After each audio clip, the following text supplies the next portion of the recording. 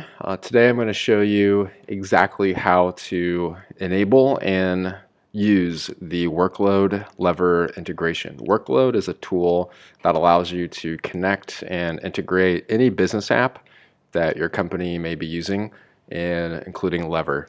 So let's go ahead and get started.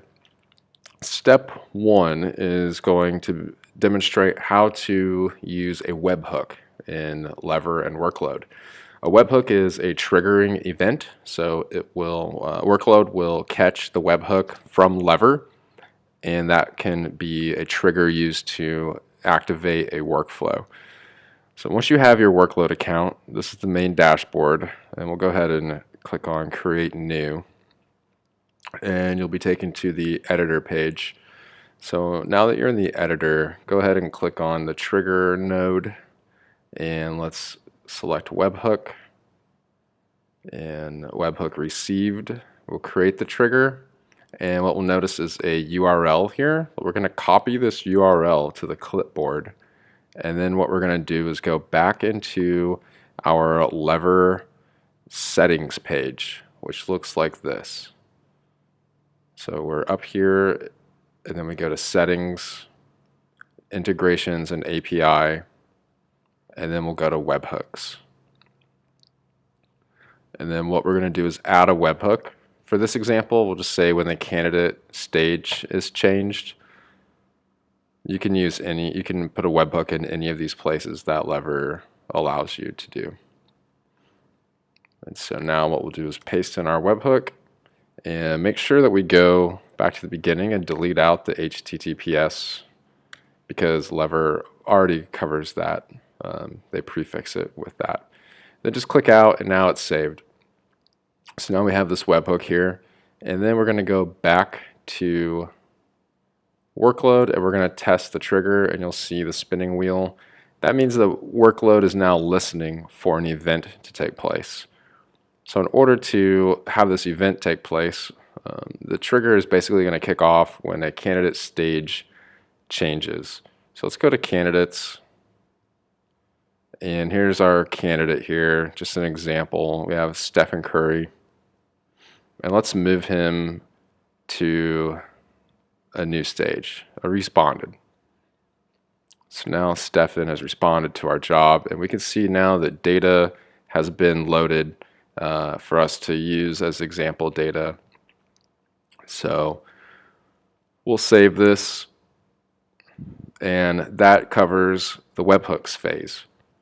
And so now for actions and lever, and this involves authenticating your lever account using an OAuth 2.0 workflow. But don't worry, we make it very simple. So you're going to add an action by dragging the handle onto the canvas to create a new action node. You click into the node, and you select from the drop down lever. Be sure to select version 2. Lever version 1 just uses the API key authentication, which is less secure. Lever version 2 uses the OAuth 2.0 authentication method. So now we're going to choose an action, and let's do retrieve a single opportunity. We want to know who was moved into the newest stage, who was moved into the pipeline.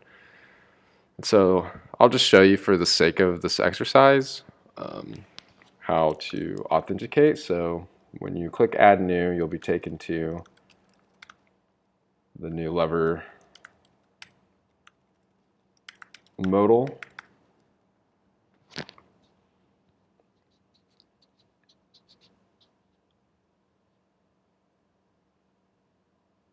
And now there we are, we're authenticated. And make sure you select it and hit next. And the opportunity is going to be from the original webhook. And so we're going to use this opportunity ID from the first step. And you can use the expand field to expand things such as owner or the application, more data basically behind this. So now we'll hit next, and we're going to test the action.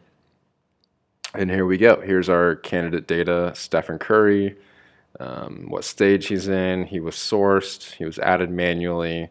He works at Warriors Basketball Incorporated. So here we have all this data about our candidate. So we'll save and close that. And finally, for this example workflow, let's say that we'll send an email. So we'll go back to actually we're going to do send email as our function. So that's our action. We're going to send an outbound email. And what we want to do is we want to send Stefan an email. Well, if he had an email, it would have showed up in here as his email address. We don't have Steph's email address. But here we can say congratulations. And we can add his name.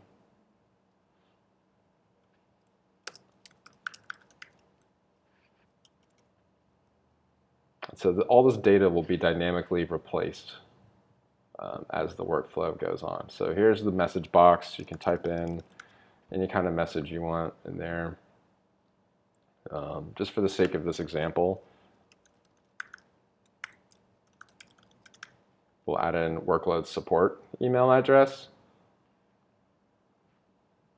And the from name will be example company. Reply to will be support at Workload. And we'll CC myself.